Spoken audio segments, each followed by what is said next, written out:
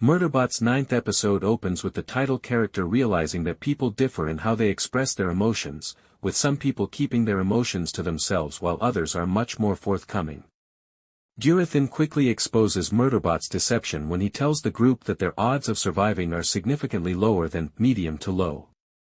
The group lands close to a woodland, where Pinley and Gurathin are supposed to launch a drone. Gurathin can then remotely access GrayCris HubSystem by using it as a transponder. They can then ask for assistance and launch their beacon. Murderbot is necessary to persuade GrayCris to divulge their access codes, though.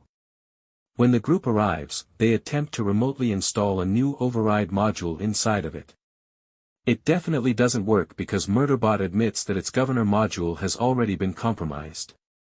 According to Murderbot, it will turn on the Preservation Society and collaborate with GrayCris to turn them over. That's what these men believe, anyway. Murderbot conceals its actual intent while doing a respectable job of persuading the group that this is the case. By tricking them toward the beacon launchpad region, where they will be burned to death when it launches, it actually plans to kill the entire GrayCris gang. Murderbot is compelled to accompany them, nevertheless. Given that Murderbot delays for time, Mensah thinks this is a superior method, which may be equally as good. It chooses to strike up a conversation before taking off from the landing location.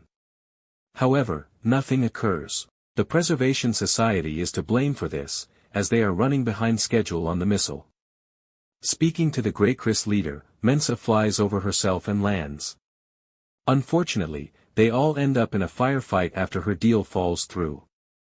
When the beacon is launched, Murderbot emerges victorious and launches itself down the cliff, spouting fire all around. Murderbot throws itself from the cliff and lands hard on the earth as they descend, giving its life to save Mensah.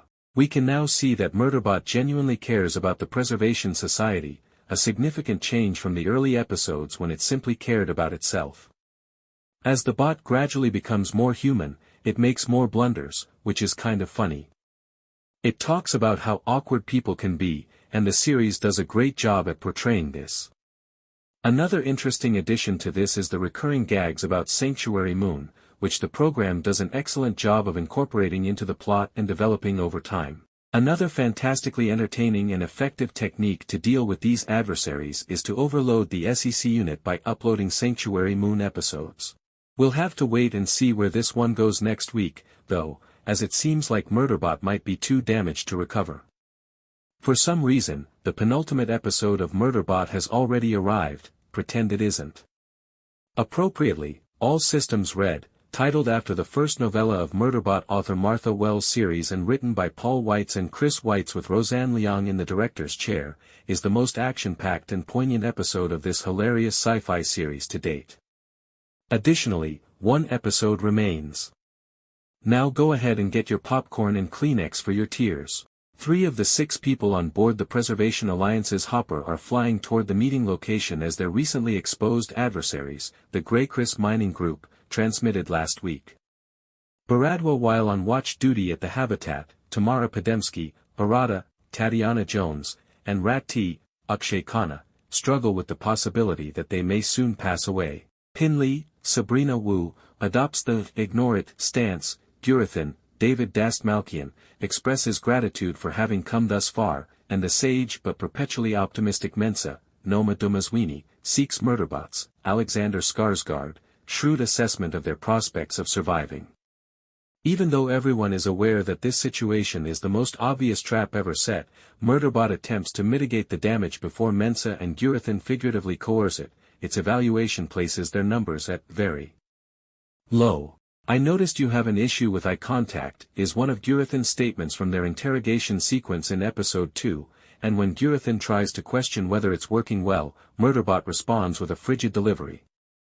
Murderbot's voiceover shows that it lied about its intentions in addition to attempting to inflate their chances of surviving in order to keep these hot messes from becoming demoralized. The basic methods involve Pinley launching a drone, which Gurathin can transform into a remote transponder that can hack GrayCris HubSystem, but viewers aren't taught every detail either. Gurathin will then turn on GrayCris distress signal. The company's rescue ship should be there in a week or 2. However, prior to Gurathin using his enhanced human abilities, Murderbot will need to do some sophisticated mental acrobatics to retrieve the entry codes to GrayCris HubSystem.